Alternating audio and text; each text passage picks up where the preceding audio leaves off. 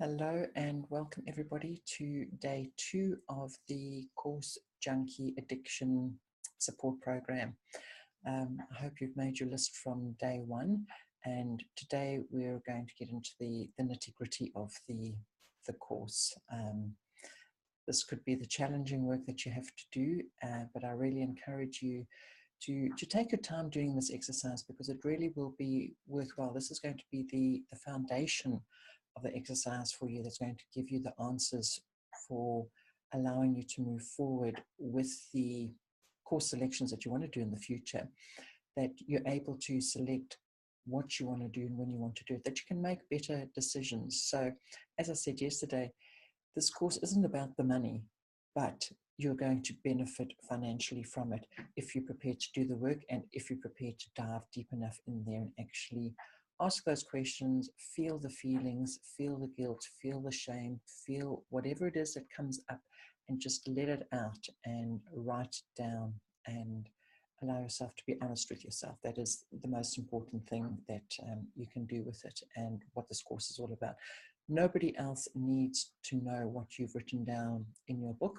You can share as much as you like with us in the group, or you can share nothing at all if that is what's necessary for you. It's really up to you, but I'd encourage you to share any insights that you do get and that you are prepared to share with us.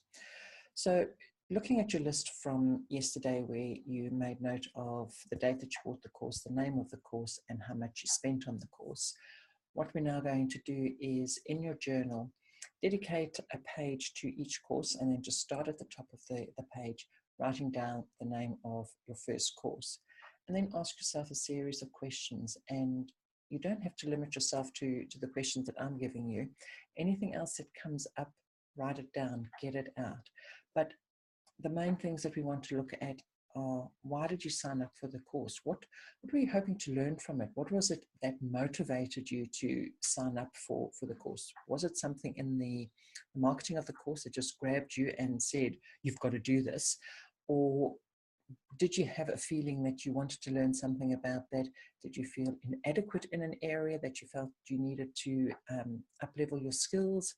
What was it? Or were you wanting to learn something new? Or was it a fear of missing out? Everybody else was doing this course. Well, what are they going to learn and I'm not going to know about it? So what was it? What motivated you to do it? And why was it important to you? So all those questions that really find out, what was it that made you sign up for it? Then have a look at how much of the course have you actually completed. Did you start the course, first of all? And then if you did, and you haven't completed it, how much of it did you complete? So this will help you find out whether you're very good at starting a course and doing level 1, day 1, week 1, whatever it is. But after that has come and gone, you then fall off the bandwagon. Or do you normally get about halfway through the course? Or how far? You want to see, is there a pattern as to how far you go with your courses? And then look at what stopped you completing it. So did you just have too much else on? Did you lose interest? Was it subject not as interesting as you thought it would be? What was it that stopped you actually completing the course? And if you never started the course, why have you never started the course? What is it that's stopping you from doing it? Do you actually have a fear that now you've got the course and you've got the ability to learn something new? Maybe it's in an area that you're not familiar with, so you're learning a new skill altogether. Is there a fear of what might happen if you have the skill, even if it's something that you're up-leveling your current skills? Do you have this fear of the expectations that people will have of you now that you've got all this additional knowledge?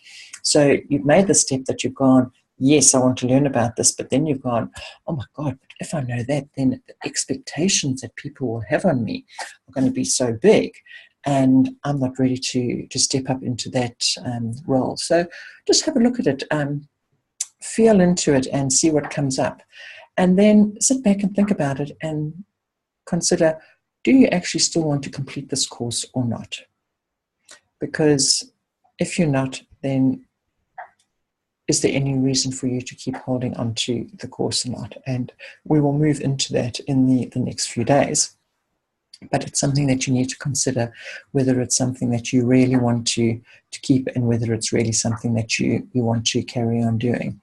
So once you finish these questions, and as I say, if anything else comes up that I haven't covered the questions for, you're absolutely welcome to write as much or as little as you want about each one. The more that you write, the more understanding you will get of how you operate and what it is that is driving your course addiction. And that's what we want to get to. We want to get to the root cause of what is driving this addiction for you, that you just have to keep buying courses. So it's up to you as to how many of these courses you do this information for. The more the better, whether it's for courses and or books or seminars, whatever. And you don't have to do it all today. You can spread this over a period of time and keep getting more and more insights. This isn't something that has to be done in 5 days, and if you haven't done it in 5 days, well, then it's too late for you to do anything with it. That's not the case at all. By doing more introspection and looking at this information, you get more and more insights into yourself, and you can work out what changes you want to make and what improvements you want to make in your life. So it's always worthwhile doing that and spending the time on that as well. So once you finish the exercise, please pop into the Facebook group and share any ahas you've got, ask any questions, and please support and encourage any of the other members taking part in the challenge. And don't forget that there is a prize for those who are the most active, for one person who participates the most in the challenge. And please also feel free to share this challenge with any of your friends who you think might be interested in it. And I look forward to seeing you tomorrow on day 3. Bye.